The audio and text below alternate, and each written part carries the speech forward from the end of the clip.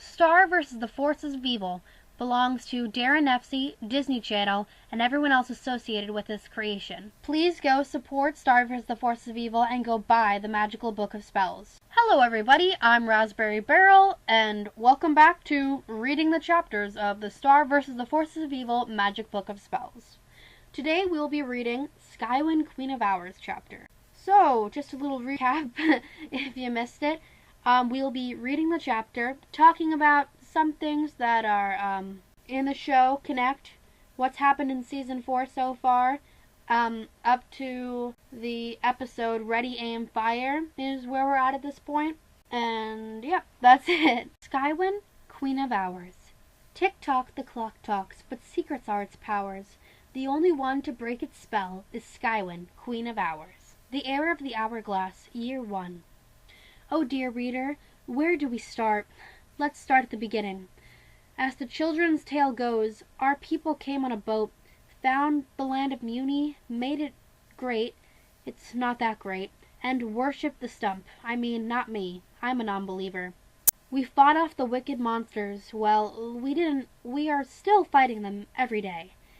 They say long, long ago, the very first queen found the sanctuary, and she was so brilliant, beautiful, brave, and strong that the magic came to her. It formed a wand that was every bit as wonderful as she, and it was her destiny to rule the land of Muni. Now I, Skywyyne Lavender Butterfly, am queen. The 27th queen, to be exact. I am 17 years old, which is young for a queen. You might think my mother is dead, but she's not. She found ruling to be boring. She is now retired, living in our beautiful vacation home inside of a volcano. She says the unrelenting heat does wonders for her skin. Apart from being young, I have some other disadvantages as a new queen. For one, I am small and I am neither strong nor beautiful, but I hope to be brilliant. I am of the opinion that the queens of the past have not done such a great job ruling over our people. We have faced famine and countless monster raids. Half of our people were pulled down into the Underworld a century ago by the Lucitors, leaving the royalty plagued by scandal, shame, and general incompetence. Speaking of which, on the night of my wand passing ceremony, my mother made a grand event, hiring jesters, songstrels, and mimes from around the land. She also hired some trained, not-so-trained dragons. They got loose and burned the stage to ashes. It was utter chaos. As the dragons made their way to the castle, I yelled to my mother, "Please, save the magical book of spells." I was worried it would burn. It was always my dream to learn magic and add to its mostly scholarly pages. My mother, Lyric, hopped onto her magic wand, a beautiful thing in the shape of a broomstick, and rode away. But the castle was burning at an alarming speed. Back then, the castle was constructed of a flammable wood, some of it made from the body of the very first stump, which I still say was just a stump. After several agonizing minutes, my mother returned from the fire, slightly charred but smiling. She had retrieved the great book of fashion. Ugh! She thought that was more important than the magical book of spells. As we started work on the new castle of Muni, what would eventually be a beautiful onion-style domed structure made of a less burnable bricks, I would stay up at night thinking about what we had lost. The magical book of spells. All of the history of the queens and Glosric. Oh, poor dear little weirdo that he is. I was somewhere in that dark time that I vowed to be a better queen than my mother. To rebuild, to push the limits of magic, and to make a new magical book of spells. Which is what, dear reader, you are reading now. My mother is visiting and insists I place this in the new magic book of spells.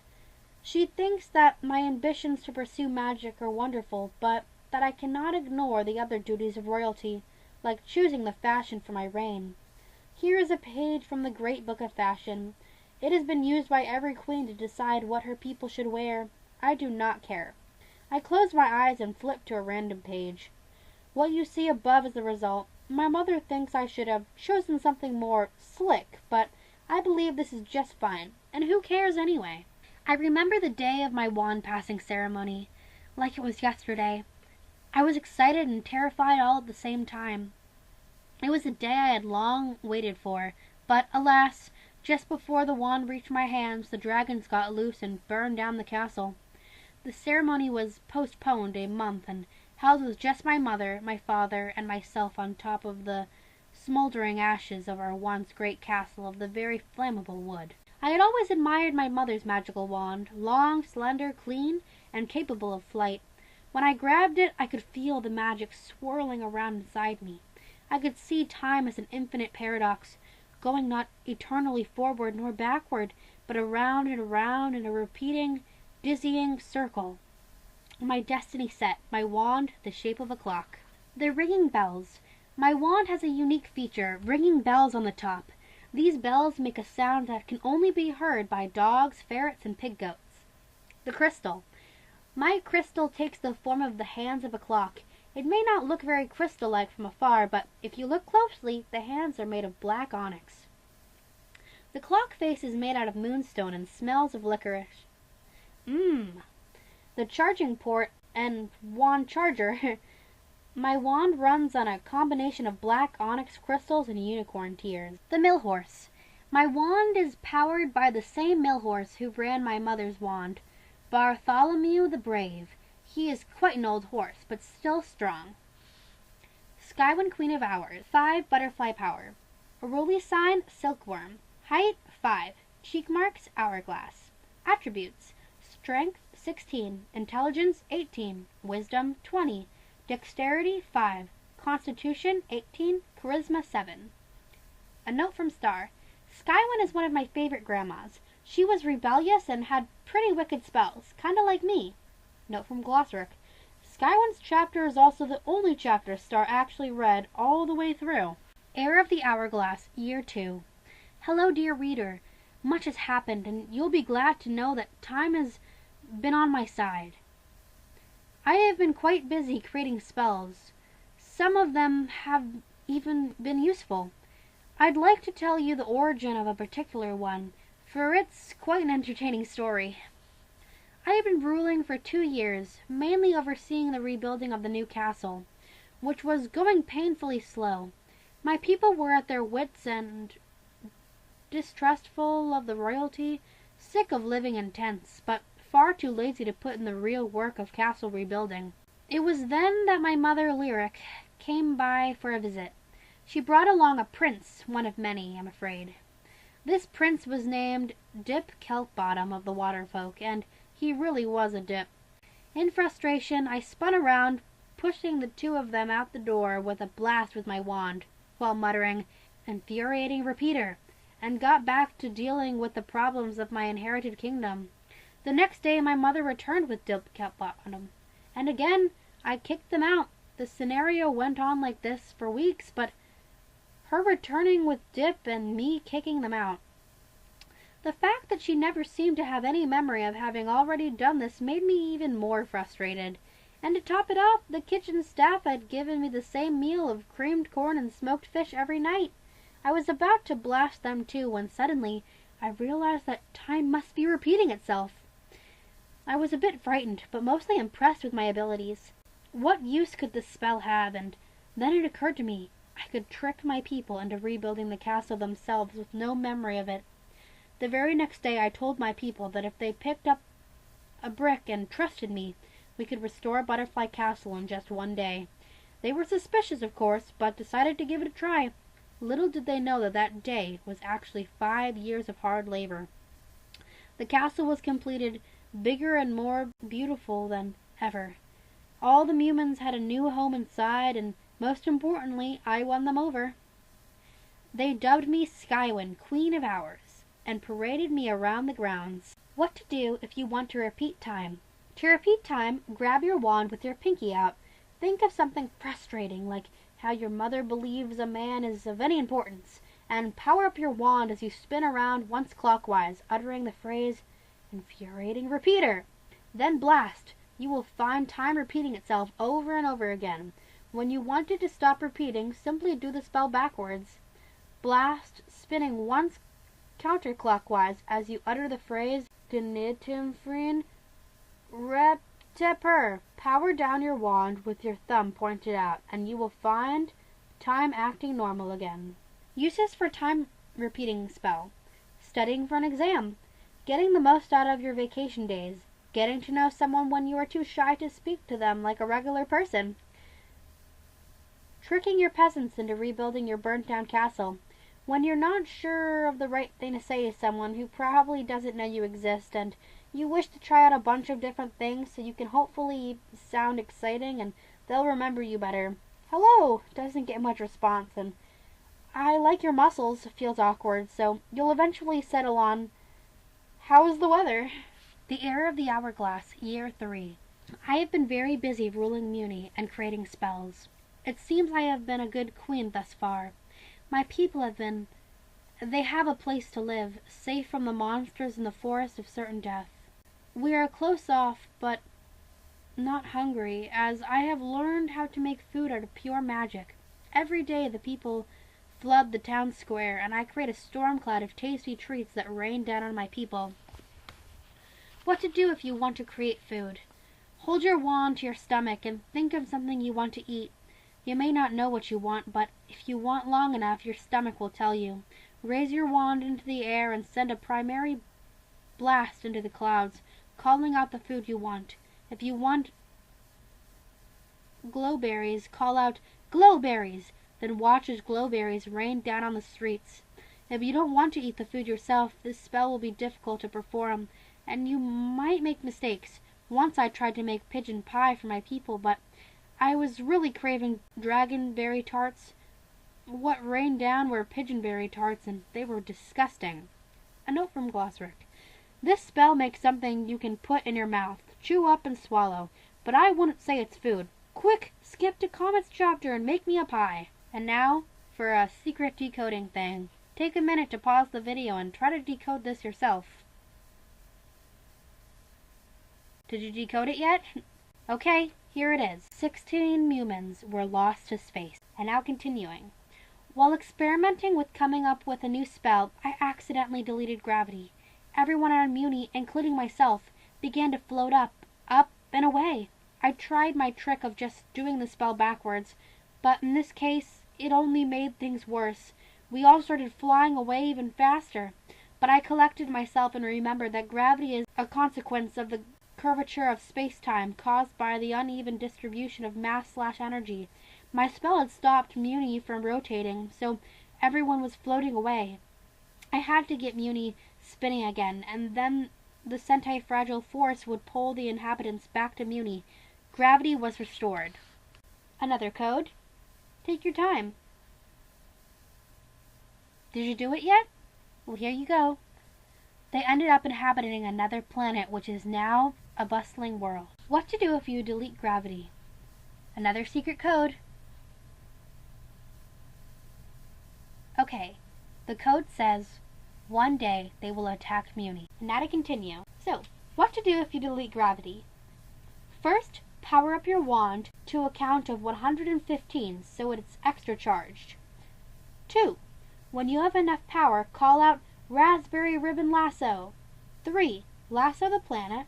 4. Pull it in the direction you want it to spin. 5. Watch as gravity comes back and everyone lands safely on the ground.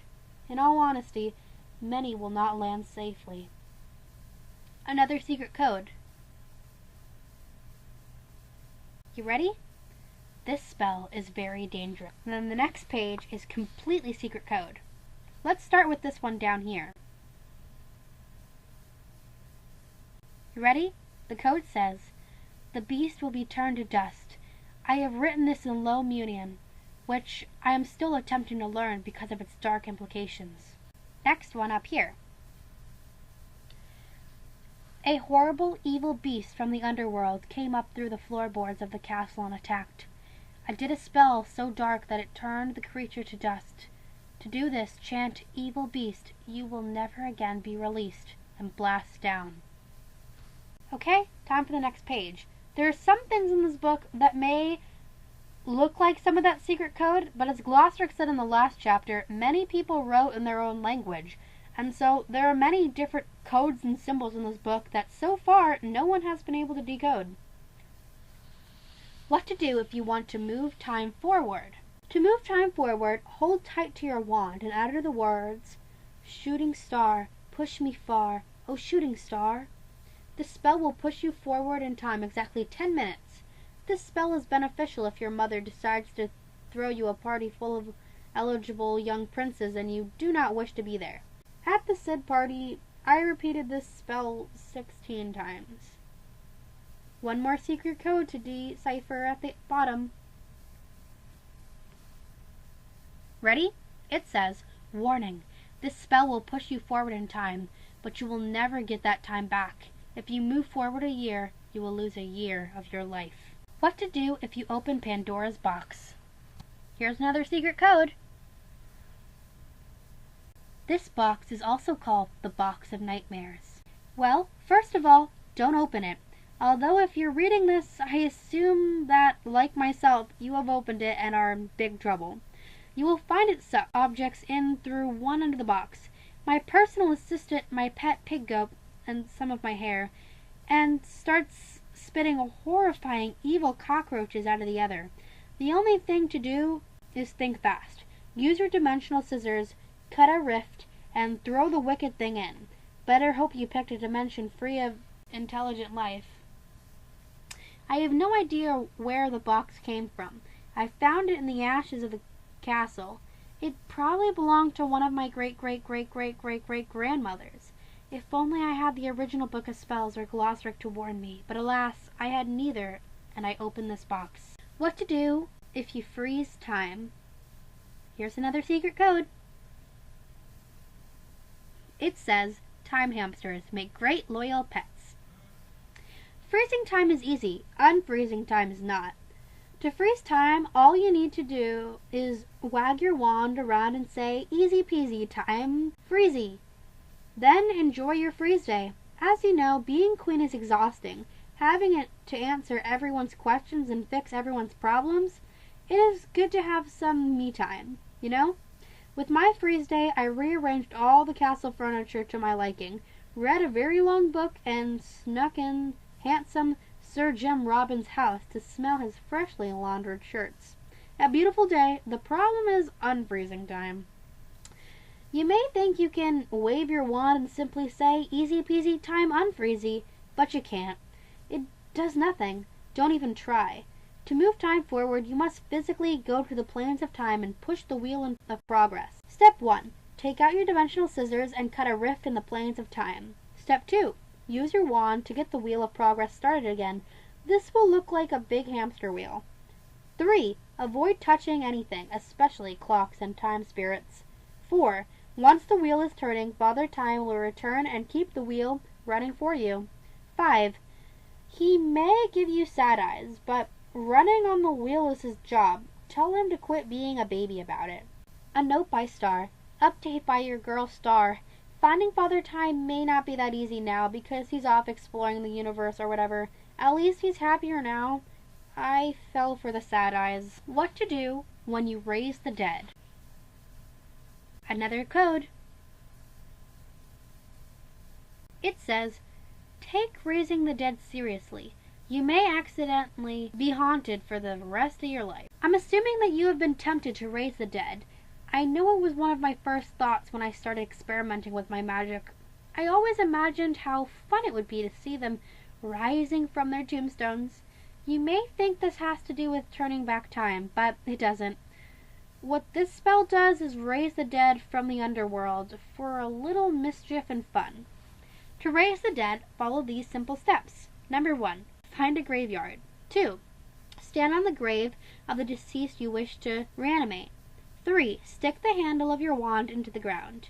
4. Lightly touching the top of your wand, dance around in a circle, muttering this incantation, "Spirits of Muni's core, from this moment you will sleep no more. Fly out from where your head doth rest, and wake up from your deadly nest. Travel onwards into the night, and give the wanderers a fright. When you have had your fun, return so little harm is done." Please be aware that there are different kinds of undead. This list will help you identify what kind you're raising. Spirits. These are the mischievous ones. They enjoy pranking and humiliating everyone around them. They are mostly harmless, but you'd better keep an eye on them, or you'll find yourself elbow deep in grapes they insist are eyeballs. It's very annoying. Ghosts. The classic long dead, see-through creatures that look like floating white sheets. When you run through them, you will be momentarily chilled to the bone. I recommend raising these on a hot summer night. Very refreshing. Zombies. Zombies get a bad reputation as being brain eaters, but I find this is not to be the case. They are often grateful for their opportunity to be raised and will gladly help you with any manual labor you need to do, such as building unicorn stables. Dead clowns. These are the worst. Stay away from any and all dead clowns. They are absolutely terrifying. With their painted faces and meat noses, they also will eat brains, so my recommendation is to leave them in the ground. The Heir of the Hourglass, Year 4. The never-ending duties of being queen are starting to get to me. Every day I make food for the peasants, and do they ever thank me? No. They just want more and more. They are looking around as corn cakes. The daily rain of food has made such a mess on my beautiful castle country yard. The food has also attracted monster riffraff, and they have been invading the villages and causing nothing but terror in my poor plump people.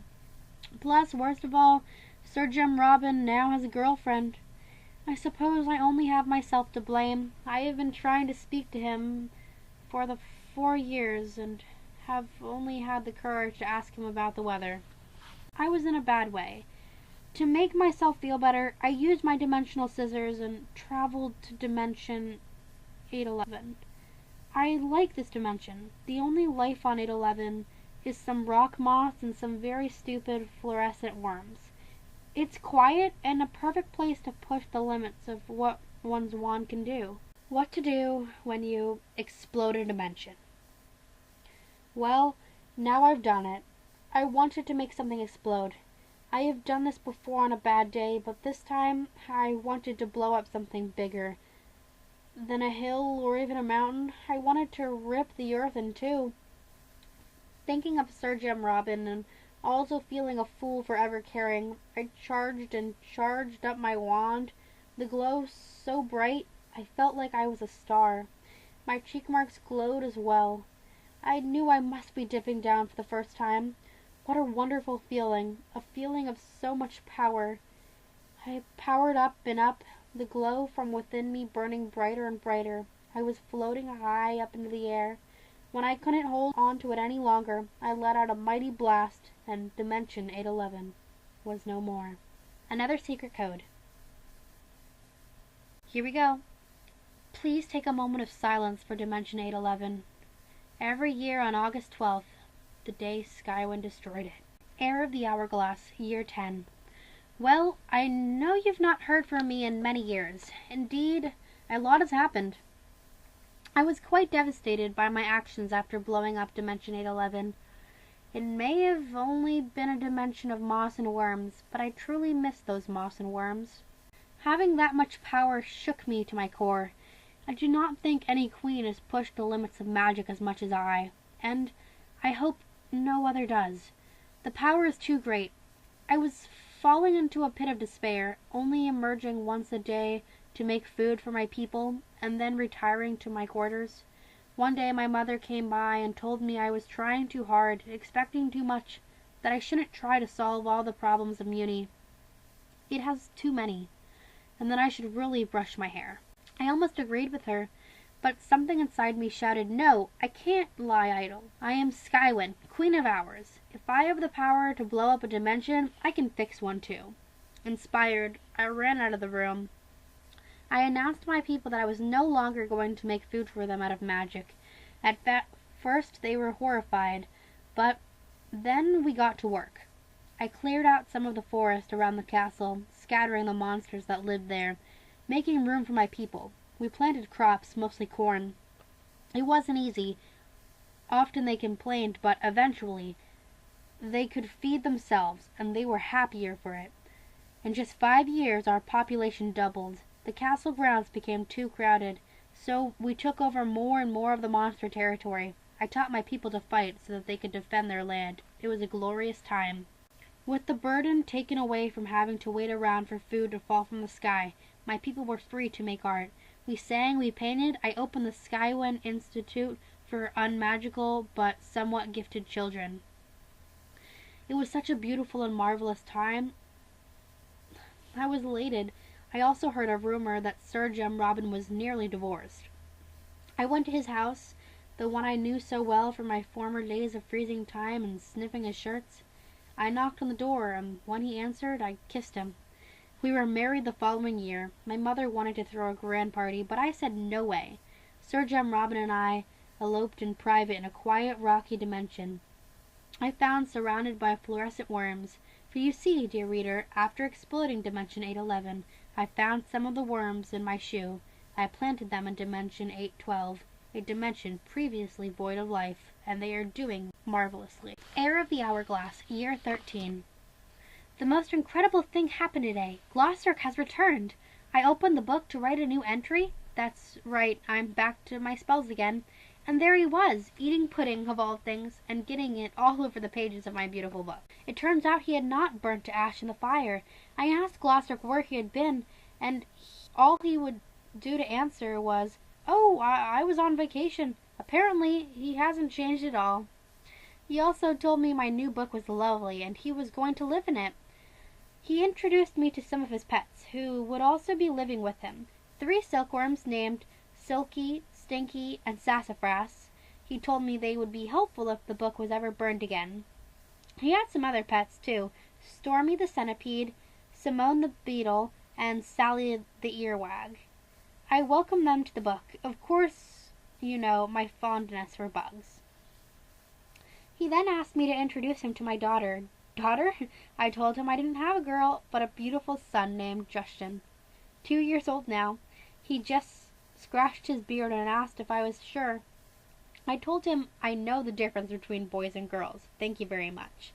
Then he went back into the book for a nap. I may not have a daughter, but my son has great potential for magic. I can see it in the way in his eyes. I sometimes even let him hold the wand, which takes the shape of a cane. I believe one day he will be a mighty magic wielder, like his mom. I feel like I have achieved a lot as queen.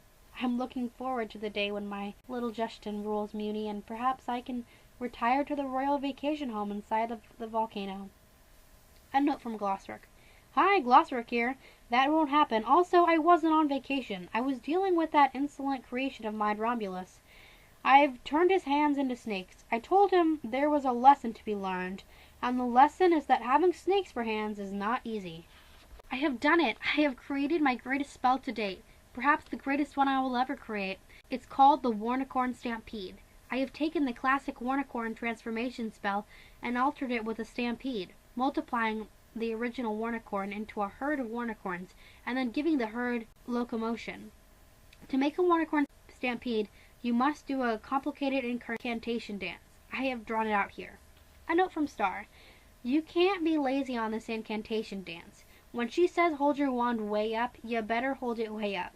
I feel like this spell is a little overly complicated, but the end result is cool. Incantation dance. 1. Grasping your wand, cross your arms. 2. Fold your wand up, way up, and twirl. 3. Charge up your wand and strike a pose. 4. Charge up your wand and strike another pose. 5. Leap into the air. 6. Bow down. 7. Twirl one more time. And 8. Strike one final pose with your wand above your head and call out Warnicorn Stampede. Pulled this from a story about me in the Muni Times. Enjoyed watching as your Warnicorn Stampede annihilates your enemy. And that was the chapter of Skywyyne, Queen of Hours. I hope you all enjoyed this chapter. Some of the things that I find most important about this chapter are that it references Father Time and the whole episode about Star, freezing time and having to unfreeze it. It mentions that some humans were blasted to another planet, which a lot of people assume to be Earth, and maybe Marco was Mumin. But then also in one of the recent episodes, Marco introduced us to the theory that maybe humans came from Earth and are actually humans. So what if it went in a twirl circle? Glossaryck also comes back into the book, and it mentions the silkworms some more. We learn that Skywyyne is not the first Queen of Muni, but the 27th, and that there are 26 queens before her that were in the other spellbook that got burned. Glossaryck also mentions, when he goes on his little vacation, that he was off turning Romulus's hands into snakes, which you'll learn more about in Untitled Chapter. Again, I hope you all enjoyed this reading of the chapter. Please support Star vs. the Forces of Evil, and go buy the Magical Book of Spells. It's worth it. Bye!